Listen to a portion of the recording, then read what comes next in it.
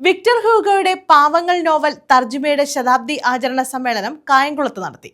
ചേരാവള്ളി സർഗവേദി ഗ്രന്ഥശാലയിലാണ് പരിപാടി സംഘടിപ്പിച്ചത്.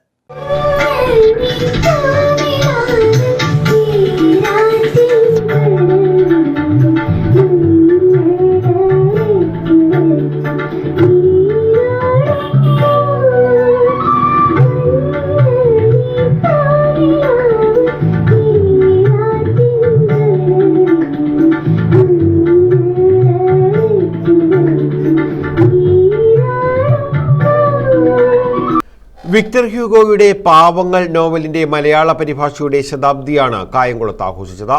ചേരാവള്ളി സർഗവേദി ഗ്രന്ഥശാലയുടെ നേതൃത്വത്തിലായിരുന്നു പരിപാടി.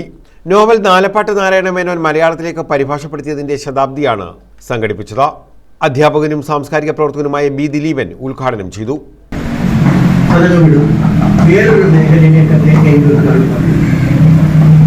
അസാധാരണ ജീവികൾക്ക് മാത്രം സാധ്യമാകുന്ന ഒരു കാര്യമാണ്. ഉദാഹരണത്തിന് നേരത്തെ പറഞ്ഞ കണ്ണുനീർ തുള്ളികൾ എന്ന് പറയുന്ന വിലാപകാവ്യം അദ്ദേഹത്തിന്റെ ഭാര്യ മാധവിയമ്മ മരിച്ചപ്പോൾ എഴുതിയതാണ്.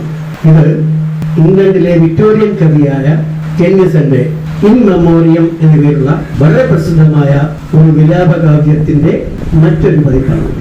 ഇൻ മെമ്മോറിയം എന്ന് പറയുന്ന ടെന്നിസന്റെ കവിതയുടെ വിഷയം അദ്ദേഹത്തിന്റെ സഹോദരി കല്യാണം കഴിക്കാനിരുന്ന ആർദർ ഹാലം എന്ന് പറയുന്ന ആള് കല്യാണത്തിന്റെ ഇദ്ദേഹത്തിന്റെ ഫ്രണ്ടുമായിരുന്നു. ഇദ്ദേഹത്തിന്റെ ഫ്രണ്ടാണ് സഹോദരിയെ കല്യാണം കഴിക്കാൻ പോകുന്നത്. കല്യാണത്തിന്റെ തലേ ദിവസം രാത്രി പാമ്പ് കടിയേറ്റ് അദ്ദേഹം മരിച്ചുപോയി. കല്യാണത്തിന്റെ തലേന്ന് രാത്രി തന്റെ സഹോദരിയെ കല്യാണം കഴിക്കുന്ന ആള് എന്നതിലുപരി ടെന്നിസന് ഏറ്റവും പ്രിയപ്പെട്ട കൂട്ടുകാരനായിരുന്നു അത്. ആ ദുഃഖം അദ്ദേഹത്തിന്റെ മനസ്സിലുണ്ടാക്കിയ ആഴത്തിലുള്ള മുറിവാണ് ഇൻ മെമ്മോറിയം. എൻ ഉദയകുമാർ അധ്യക്ഷത വഹിച്ചു. എൻ കെ ബിജു മുഖ്യപ്രഭാഷണം നടത്തി. Advocate O Haris, T M Suresh Kumar, C S Sasikumar, A R Harikumar, S Subhash, Latha Anil എന്നിവർ പങ്കെടുത്തു.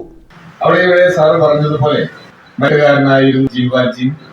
സ്വന്തം സഹോദരിയുടെ മക്കൾക്ക് അവരുടെ വിശപ്പുകൾ നിൽക്കാൻ പറ്റാതെ അവർക്ക് എന്തെങ്കിലും കൊടുക്കാൻ നിവർത്തിയില്ലാതെ ഒരു കഷ്ണം ബ്രെഡ് മോഷ്ടിച്ച്, റൊട്ടി കഷ്ണം മോഷ്ടിച്ച് അതുകൊണ്ട് പോകാൻ ഒരുങ്ങുമ്പോൾ പിടിച്ച് പോലീസിൽ ഏൽപ്പിക്കുന്നു. പിന്നെ 5 വർഷത്തെ തടവ്, ഇടയ്ക്ക് തടവ് ചാടാൻ ശ്രമിച്ചു. അതിനുവേണ്ടി വീണ്ടും തടവ് എക്സ്റ്റെൻഡ് ചെയ്ത് ഇങ്ങനെ 19 വർഷം. അപ്പോൾ 19 വയസ്സ് പ്രായമുണ്ടായിരുന്ന, നല്ല ആരോഗ്യമുണ്ടായിരുന്ന, നല്ലവനായ ആ ചെറുപ്പക്കാരൻ 19 വർഷത്തെ ജയിൽ ശിക്ഷയിലൂടെ ഏറ്റവും മോശപ്പെട്ട ശീലങ്ങളുള്ള, ഏറ്റവും സാമൂഹ്യ വിരുദ്ധനായ, സമൂഹത്തോട് മുഴുവൻ പുകയുള്ള, വെറുക്കപ്പെട്ട ഒരു മനുഷ്യനായി ജയിലിൽ നിന്ന് പുറത്തേക്ക് വരിക.